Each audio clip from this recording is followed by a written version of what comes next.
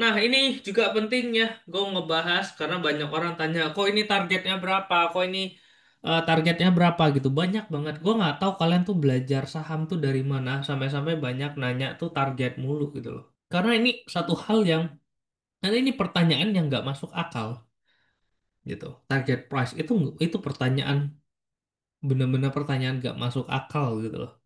Target price. Gue nggak tahu kalian tuh ditipu belajar saham tuh sama siapa gitu, sampai-sampai nanya target price mulu. Jadi kita bahas target price. Target price itu apa sih? Target price itu adalah harga yang diperkirakan akan dicapai suatu saham dalam jangka waktu tertentu, biasanya 1 tahun, ya, 6 sampai 12 bulan, tapi biasanya 1 tahun biasanya. Berdasarkan apa? Berdasarkan kinerja keuangan, valuasi pasar, prospek perusahaan, gitu. Itu apa? Penjelasan tentang target price. Oke? Nah, metode target price bisa ditentukan nggak? Bisa, ada metodenya, ada. Nah, pakai cara analisa fundamental, pakai PE targetnya kayak kemarin gue hitung lah ya. Kalau INET, kalau kalau EPS, EPS-nya 30, berarti kalau kita hitung PER-nya 20 kali, maka harga INET-nya di 600 kan gitu.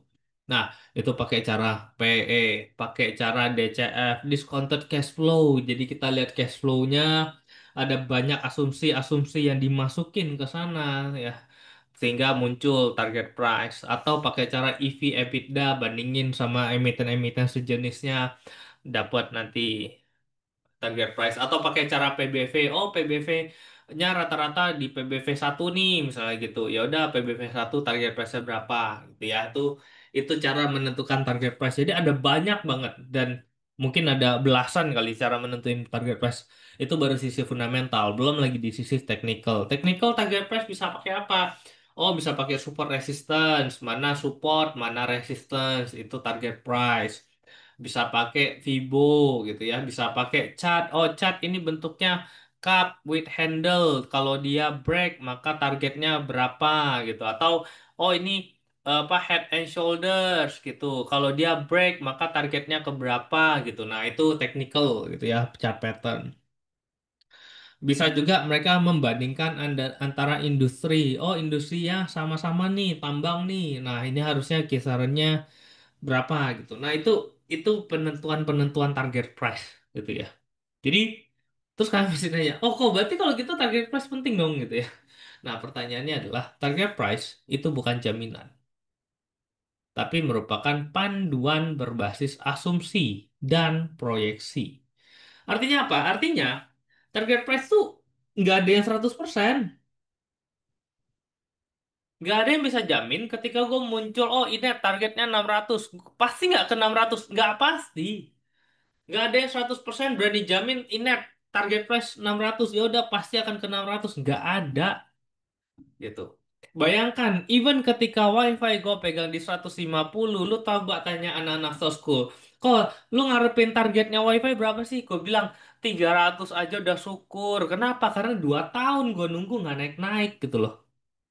Ya, itu ngomongin target price sekarang berapa? 3.000. Lu kebayang kalau waktu itu gue nentuin 300 dan ternyata oh udah 300 nih take profit deh. Sekarang 3.000, apa nggak gigit jari kalian jadi sampah ngeliatin begitu nunggu 2 tahun cuannya cuma 100% gitu loh ya.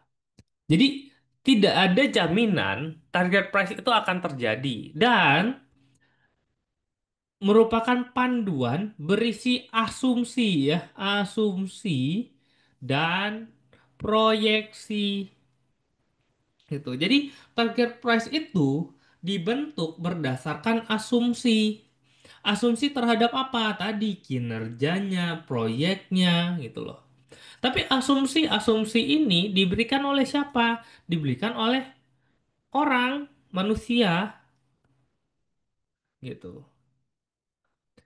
Jadi target price itu juga nanti akan tergantung siapa yang membuat target price-nya. Kalau orangnya optimis terhadap perusahaannya, dia bisa kasih target price tinggi. Kalau orangnya pesimis terhadap perusahaannya, pasti dia bisa jadi kasih target price-nya di bawah, rendah gitu loh. Kenapa? Karena isinya asumsi doang. Kayak kayak Inet deh. Kenapa bisa muncul FPS 30? Ya ini kan asumsi perhitungannya, targetnya gini gini gini. Kejadian apa nggak tahu. Tapi kalau orang bisa, kalau analis yang membuat target price-nya pesimis, dia bilang oh, dia nggak akan bisa jual sebanyak itu. Misalnya internet anak bangsa mau bikin home pass 2 juta, enggak lah, dia paling nggak bakal bisa kecapai 2 juta gitu. Paling kecapai 200.000. Kenapa bisa 200.000? Ya lu lihat aja Telkom aja cuma sebulan berapa kan gitu, setahun berapa. Jadi nggak mungkin Inet bisa lebih bagus daripada Telkom misalnya gitu. Ya, dia patoknya FPS-nya bisa jadi rendah gitu loh. Dan ketika FPS-nya dia patoknya cuma 5, ya lu even kali 20 pun cuma cepet target price-nya. Ya kalau lu kali pair-nya 20, kalau lu kali pair-nya 10, target price-nya berapa? 50 rupiah gitu. Jadi target price itu dibentuk sesuai sama siapa yang buat, apa kepentingannya dan pemahamannya seberapa dalam gitu ya. Dan target price itu sering direvisi mengikuti laporan keuangan terbaru, kondisi makroekonomi gitu loh. Jadi waktu WiFi harganya 150, nggak ada yang berani bikin target price ke 3.000, nggak ada. Kenapa? Karena kinerjanya nggak kelihatan, laporan keuangannya nggak kelihatan, gitu loh. Baru setelah laporan keuangannya keluar, apa semua keluar, baru targetnya direvisi, direvisi, direvisi, naik, naik, naik terus, gitu. Tapi apakah ada jaminan naik, naik, naik terus itu bisa kecapai gitu? Belum tentu juga, gitu loh. Kayak sekarang, target price WiFi paling tinggi, kalau nggak salah 12.000, kalau nggak salah. Tapi apakah WiFi bisa kejadian sampai 12.000? Tidak ada satu orang pun yang berani jamin, gitu. Ya. Nah, kalau tidak ada satu orang pun yang berani jamin, terus buat apa pakai target price? Ya, apakah sepenting itu target price? Gitu. Apakah ketika kalian ketemu 12.000, oh oke, gue berarti nggak usah jual wifi sampai 12.000. Ternyata dia naik sampai 7.000, terus turun sampai ke 100 rupiah lagi. Gigit jari kalian. Gitu. Ya, sama lah ini kayak kayak zamannya Arto lah. Ya, Arto dari harga 200 naik sampai ke 2.000 gitu. Naik sampai ke 10.000, naik sampai ke 15.000. 15.000 tuh masih ada yang bikin target tuh 15.000. Dapat tuh. Terus keluar targetnya ke berapa? 25.000. Ternyata tertingginya Arto cuma 21.000 nggak salah. 20.000 awal tuh.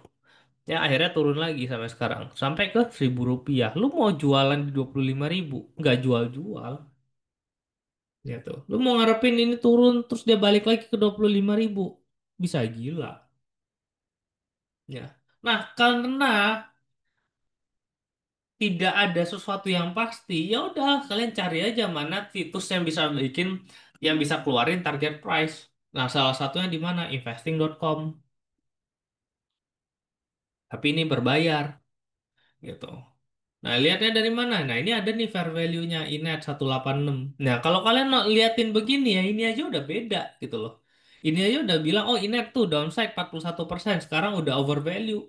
Karena harga target price-nya 186. Tapi kalau kalian jual waktu kemarin di harga 200, kalian jual, kalian miss chance cuan 60%. Itu. Jadi kalian tinggal milih mau ikutin target price apa enggak. Nanti laporan keuangannya keluar, ternyata laporan keuangannya bagus. Ini bakal berubah. Gitu. Nah, tinggal kalian mau masuk pas udah telat atau mau masuk duluan. Kan simple. Ya. Yang gua tahu, waktu dia harga 160-an naik ke break 200-nya, itu fasenya sudah uptrend. Nah, tren itu yang lebih penting menurutku. Selama fasenya uptrend yo, tahan. Nah, sekarang kayak Toba. Gue yakin waktu 300, lu suruh ada nggak research analis berani bikin target price Toba? Nggak berani. Kenapa? Karena EPS-nya minus. Perusahaan rugi terus. Siapa yang berani pasang target price Toba? Nggak ada yang berani. Gitu. Sekarang harga berapa? 1.100. Masih ada nggak yang berani bikin target price? Nggak ada yang berani kok sekarang. Gitu. Tapi fasenya apa? Uptrend. Lu kalau nggak beli Toba, lu beli apa? Mandiri tuh. Ada tuh target price Mandiri 7.000, lu beli deh Mandiri. Dapat nggak cuannya? Enggak. Gitu. Lu turun dulu. Nah, makanya ada banyak hal yang jauh lebih penting yang perlu kalian masukin ke dalam otak.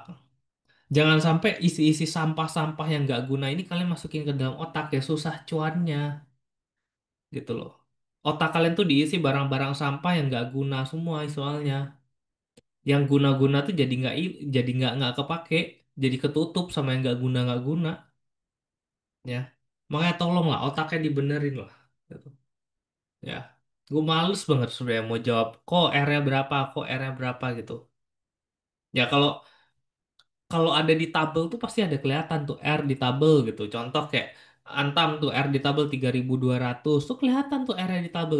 Kalau di tabel tuh nggak ada R-nya, udah nggak usah ditanya tuh tandanya udah naik aja udah gitu loh. Kadang gue kesel gitu ya begitu.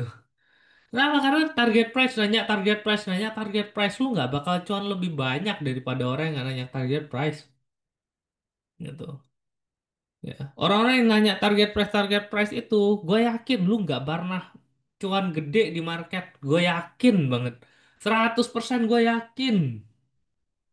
Kalau ada muncul deh ngomong deh, kok gue cuan 1 M ngomong gitu loh. Nggak ada. Lu coba tanya anak-anak soskul yang cuan miliaran, ada nggak mereka mikirin target price? Nggak ada. Serius nggak ada.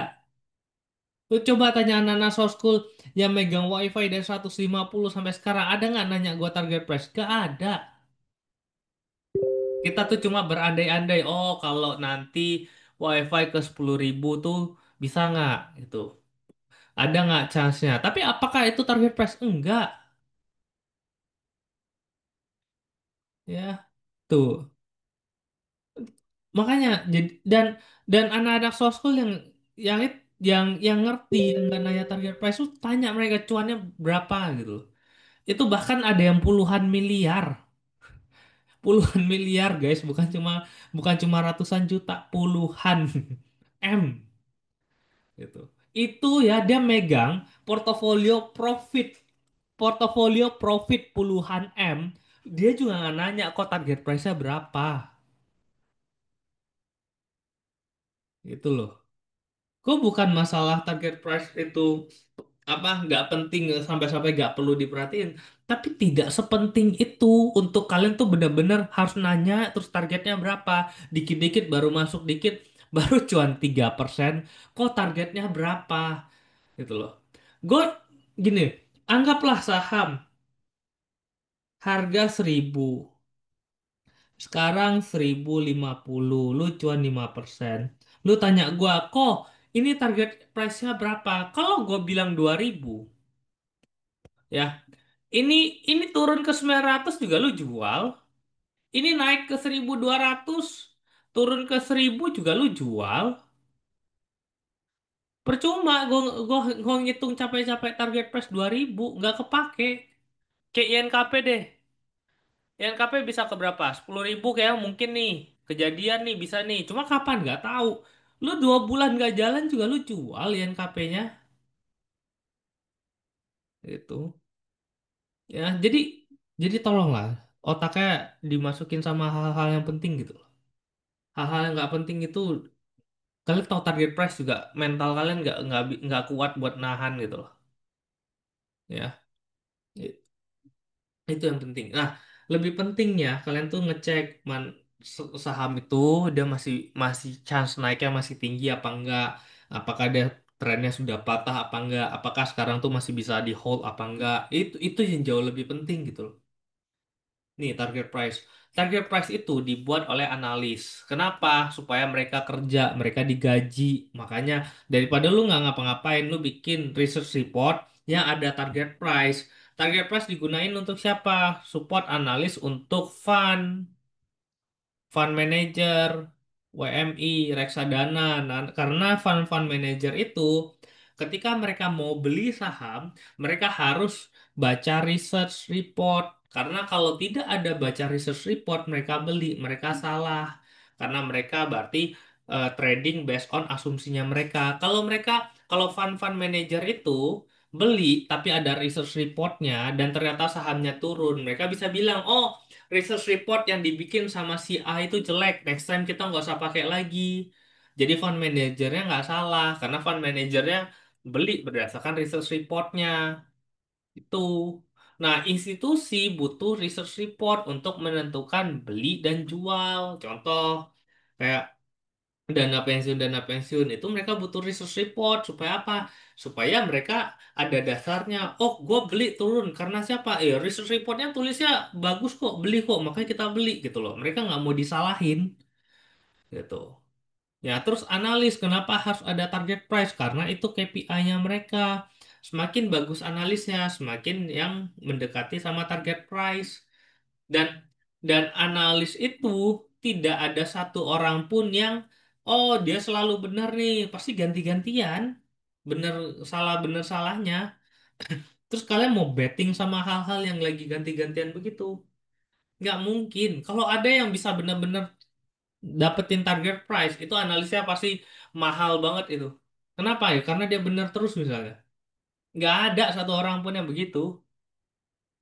Ya. Nah, kalian tuh retail, bukan institusi, bukan fund manager. Kalian tuh waktu beli saham tuh nggak perlu baca research report dulu, gitu. Kalian mau beli ya tinggal beli, nggak perlu. Oh, berdasarkan research report yang dikeluarkan PTA, dia menunjukkan bahwa ini harus beli. Jadi ketika saya beli, kalau saya salah, nanti yang salah adalah research reportnya yang itu. Ya tetap aja duit kalian yang turun. Kalau fund manager ya dia kelola duit orang, jadi dia perlu pertanggungjawaban kepada orang-orang yang dikelola duitnya. Jadi kalau turun dia bisa bilang, oh ya Pak, maaf research reportnya jelek nih, yang bikin tidak kompeten, salah mulu gitu. Apakah fund manajernya salah? Nggak salah, yang salah yang bikin research reportnya. Itu tujuan target price. Ngerti? Itu. Kalian tuh retail. Makanya gue bilang banyak di luaran influencer-influencer ngajarin kayak mereka ngajarin mau jadi fund manager. Padahal kerjaannya cuma retail. Makanya kalian nggak cuan-cuan. Itu karena retail gayanya tapi gaya fund manager. Duitnya padahal duit retail. Untuk baca berita terupdate di web mana lebih rekomen? Di YB Informasi. Itu udah pasti terupdate deh, dan terfilter. Iya, makanya kalau uang kalian dikit-dikit itu ya kadang tuh otaknya tuh makin nggak bener gitu loh. Kalau kalian mau cuan bener-bener gede, pikirlah bagaimana orang-orang yang punya uang gede itu dapat duitnya dari mana. Isinya tuh jangan jangan isi, oh influencer ini ngomong ngajarin ini, kelihatannya bener. Enggak, banyak yang salahnya yang kalian pelajarin di luar itu. Makanya kalau kalian ikut gua, jangan kaget banyak yang gua gak kepake barang-barang di luar sana. Ya. Nih, penyesalan. Tidak ada satu orang pun dapat menentukan target 100% secara pasti, itu nggak mungkin ada. Ya, terkadang saham yang sudah dijual di harga target price masih dapat melanjutkan kenaikan. Ini yang gue bilang. Banyak orang jual kecepatan. Dia jual, barangnya terbang, terus dia pindah barangnya ke tempat saham B. Saham B pas dibeli turun. Akhirnya apa? Akhirnya nonton barang yang ini naik terus. Tapi kalian nggak punya barang. Kalian punya barangnya yang B, yang turun terus yang kalian hold nih. Makanya banyak orang portofolio minus 90% tuh banyak. Tapi nyari yang cuan 300% susah. Kenapa? Karena yang naik dijual. Yang turun ditahan, ngarepin balik ke harga target price. Ya mati. Gue selalu bilang ke kalian ya, penting nih. Tanam baik-baik ke dalam otak kalian. Di saham, kalian itu cuma butuh satu momen. Satu aja. Nggak perlu banyak-banyak. Satu aja momen. Kayak apa? Kayak WiFi, kayak inet W ya, inet atau inet W, kayak Pani, kayak Doit, kayak INKP, kayak Arto itu. Kalian cuma cuma perlu dapat satu momen yang pas saja begitu. Cuan kalian tuh gede sekali. Cuma butuh satu aja. Contoh kayak WiFi, kalian masuk di harga 150 sampai sekarang 3.000. Kalian nge-hold dan kalian mungkin beli beli beli dengan segenap jiwa raga hati kalian dan kalian pegang gitu. Ya kalau dia cuma mentok saya 3.000. Kalau dia ternyata sampai ke 10.000 atau bahkan lebih dari atas 10.000, kalian cuma butuh satu momen hal yang begitu. Kalian udah kaya raya kok. Kayak contoh kayak Pani masuk dari 100 naik sampai ke 10.000, di stock split lagi sampai ke berapa, 2.000 ya, 2.000 naik lagi sampai ke 15.000. Kalian cuma butuh satu momen, yang satu emiten yang bisa ngasih kalian begitu aja, itu udah langsung ngubah hidup kalian tuh 180 derajat gitu. Tapi satu momen itu baru bisa kejadian kalau kalian nggak punya target price dan kalian follow the trend dan kalian follow the story of the company. Selama kalian nentuin, oh target price, lu beli pani 100, gue yakin 2.000 lu jual. Gitu. Dan ternyata lu beli begitu, belinya cuma 10 juta jadi 200 juta itu toh. Habis itu selesai. Dan hoki lu itu udah kepake udah satu. Untuk dapetin hoki selanjutnya, nggak tahu kapan lagi datangnya. Ya. Gue udah lama banget di market. Gue tahu apa yang kalian pikirin. Gue pernah ngerasain apa yang kalian pikirin. Gue banyak miss tentang hal-hal itu. Makanya gue bisa ngomong target price itu nggak penting. Gitu. Target price itu membuat hold dan sell menjadi bias. Lu coba tanya anak-anak yang masuk WiFi dari harga 150, yang tidak merasakan sampai hari ini masih ngehold, atau anak-anak yang beli inet di harga yang murah dan tidak merasakan hari ini sampai hold, apa yang ada di otak mereka? Pasti 100% mereka akan mikirin target price. Pasti. Pasti mikirin support resistance, short term, bakal naik, bakal turun. Itu yang mereka pikirin. Udah berapa orang? Udah 10 orang, belasan orang udah ngomong ke gua, kok gua nggak dapat wifi, gua nggak dapat internet. Kenapa? Ya, gua takut dia turun, gua takut dia targetnya cuma sampai segini doang, nggak bisa naik lagi. Gua kemarin pikirnya cuma naiknya 2 kali lipat doang. Kemarin targetnya segini. Itu semua sama, otaknya begitu semua. Kok sering kasih saham yang chance-nya kayak internet wifi? Ada, selalu ada. Itu KARW di harga seratusan, enggak di bawah seratusan, gue udah ngajakin masuk di tabel School tuh udah ada. Gak banyak yang dapat internet wifi. Even FUTR dari harga Rp7 sampai ke 200 itu juga gue ngajakin. IRSX yang sekarang arah-arah terus, itu dari harga belasan gue udah ngajakin masuk. Waktu gue di Medan 300%, gue udah bahas itu. Yang ngikut kelas 300% Medan, gue udah bilang, itu terang-terangan gue bilang, ya RSX kalau mau kalian beli, mumpung harganya belasan. Gue kasih data-datanya semua. Ada yang beli? Nggak tahu. Ada. Yang gue tahu ada, Satuan National School. Ya, Jogja juga ada. Lu nanya gue, kok RSX sampai berapa? Lu enjoy aja, naik terus kok. Lu kalau matok matok udahlah 50, udah cuan dari 11 ke 50, udah dua dapat 3 kali 4 kali, udah take profit aja ya. Ya terserah gitu. Tapi kalian nggak akan bisa ngubah hidup kalian dari benar-benar jadi yang benar-benar tuh dapat duit banyak banget di market kalau otak kalian tuh isinya cuma target price, target price, target price. Ya. Bagaimana caranya? Balik lagi ke tren. Tren itu yang gue selalu bilang, tren, tren, lihat trennya. Selama trennya naik, tahan. Selama trennya naik, tahan. Kalau trennya patah, exit, keluar, simple. Ya, tren naik, tren turun. Kalau nggak ada tren sideways ya, never sell too soon while uptrend. Jangan pernah jual terlalu cepat ketika fase sahamnya lagi naik uptrend ya. Kayak Toba, even dia turun, gue masih belanja, turun, gue masih belanja. Ternyata dia masih naik, naik, naik terus ya, cuan, cuan, cuan terus, gitu. Sampai kapan? Sampai patah trennya, ya. Never buy too soon while downtrend. Jangan beli terlalu cepat juga. Jangan kalian pikir, oh dia lagi turun-turunnya nih, lagi bottom nih, coba deh, bang nih, mumpung lagi murah nih, gue beli deh.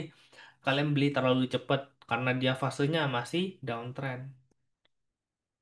Always manage your expectation while sideways. Nih, ketika dia sideways, bolak-balik, ya manage ekspektasinya. Jangan ngarepin dia bisa naik tinggi banget begini. Oke, dia sideways, tektok-tektok dulu. Nah, kalau kalian tanya, kok kalau tektok-tektok begini berarti masih ada dua akun di YB? Enggak, lu cukup satu akun, lu campur juga nggak masalah. Yang penting lu inget doang. Kayak contoh lu beli 1.000 lot, ya. Lu mau tektok berapa? Lu mau tektok 500, lu mau tektok ngehold 500, ya udah lu beli di bawah 500, beli di atas jual, jual 500, beli lagi di bawah 500, jual atas 500 gitu. Nggak perlu pisah akun lah, ngapain? Apalagi duit cuma 5 juta, lu mau gaya-gayaan pisah akun, ngapain? Itu kecuali duit lu 100 miliar, oke lah lu pisah account, nggak ada masalah. Ya, semoga kelas hari ini mencerahkan kalian. Sorry OOT dikit, cuma penasaran gimana cara Kokris bisa tahu early perusahaan tersebut bakal punya prospek bagus ke depan. Karena yang saya lihat dari penjelasan Kokris udah bisa notice ketika LabQ juga masih jelek. Informasi terkait project belum ada di publik. Kan di soft school, gini, di soft school udah gue bahas. Ada banyak hal yang kalian bisa pelajarin, emiten itu tuh menarik apa enggak. Ya, laporan keuangan itu result, hasil akhir. Ketika menuju laporan keuangan, ada banyak tahapan. Jadi kalau ada perusahaan itu dia dia punya bibit gitu. Kita bisa lihat kan, pohon ini bagus dari mana? Oh, dia tanahnya subur, eh, sering disiram, areanya bagus, nggak banyak benalu, suka dijagain gitu. Kalian tahu dia tuh fase apa tempatnya itu oke banget gitu. Hasil buahnya nanti jadi apa? Ya udah pasti bagus gitu.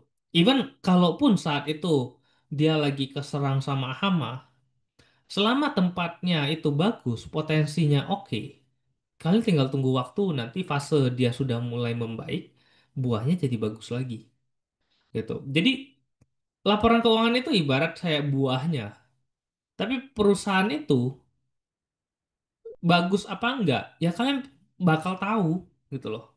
Dari mana? Ya dari tanahnya kalian bisa lihat oke apa enggak, asetnya bagus apa enggak, dia punya hutang apa enggak, dia jualannya apa, itu kan bisa kalian lihat gitu loh. Dan kalian bisa bisa mikir gitu, ini bakal bagus nggak ke depan gitu.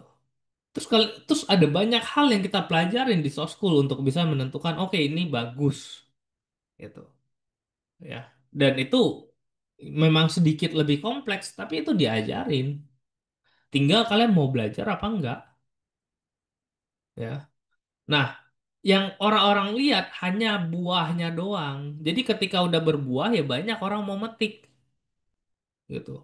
Tapi gua nanem ketika tanahnya bagus, gua tanam di situ. Jadi ketika dia berbuah, gua tinggal petik. Bukan ketika berbuah, gua nanem baru nanem. Orang lain udah makan, gitu. Ya, itu hal yang paling penting, hal paling dasar. Makanya kenapa gue bisa lihat prospeknya bagus apa enggak? Itu hal yang simple. Lu lihat perusahaan jual pulsa ya pasti nggak menarik, apalagi masih pakai voucher, gitu. Lu lihat perusahaan jual internet harga 100.000 udah pasti menarik karena dijualan di luar jualnya 300.000, itu pun cuma 50 Mbps, gitu. Itu kan udah logika sederhana. Oke, dia bagus nih, gitu. Ya, kalian ngelihat orang jual rokok, tapi isinya digrogotin terus dengan cukanya dinaikin, kau udah tahu resultnya pasti akan jelek. Ya ngapain lo betting, gitu. Ya, Akan ada selalu hal-hal yang bagus kok di market. Nggak usah takut ketinggalan. Masalahnya adalah kalian siap apa enggak. Selama isi otak kalian itu sampah semua, kalian nggak akan dapet cuan gede. Kalian hanya akan selalu tiap tahun miss, miss, miss, miss. Nggak dapet semua gitu. Ya. Tiap tahun tuh selalu ada. TSMDR, Temas, ESA, WIM, ABMM. Banyak yang kayak gitu. 100%, 200% gampang. Gak ada susah-susahnya. Yang susah apa? Ngajakin kalian beli, nahan itu yang susah. Itu yang paling susah. Ya, sering karena udah naik gak berani masuk, ternyata lebih naik lagi, makin gak berani lagi. Ya betul. Terus pas kalian berani masuk, ternyata udah di pucuk. Akhirnya apa? Kalian cut loss. Kenapa? Karena kalian gak ngerti tentang tren. Makanya otaknya itu, mending gue bodoh dikit gitu ya. Gak tahu banyak hal, tapi yang gue tahu tuh semua making money. Itu jauh lebih bagus. Makanya belajar sama orang itu hati-hati. Gak semua orang ngajarinnya itu bener. Gitu. Banyak orang kelihatan bener tapi sebenarnya goblok ya. Makanya hati-hati belajar. Gue lebih senang orang yang fresh, gak ngerti apa-apa, langsung belajar sama gue, ikut stock school. Gue yakin tuh isinya cuan aja. Gitu. Gue lebih susah kalau ini orang udah belajar sana sini, ikut kelas sana sini, ikut stock school, itu lebih susah. Buat ngubah otaknya yang udah salah itu trauma-traumanya tuh lebih susah. Gitu. Makanya hati-hati kalau kalian baru masuk di market, hati-hati banget buat belajar saham. Karena sekalinya dasarnya kalian salah, kedepannya susah buat ngerubah. Butuh waktu, butuh tenaga, dan butuh perjuangan. Oke, thank you semuanya kelas kita hari ini. eh Besok kita udah soft school. Buat kalian yang anak-anak soft school yang terterima di 12 Agustus, besok persiapkan diri kalian karena besok hari yang cukup berat karena fundamental itu capek biasanya. Oke, thank you semuanya. Sampai jumpa di bulan depan dan semoga cuan.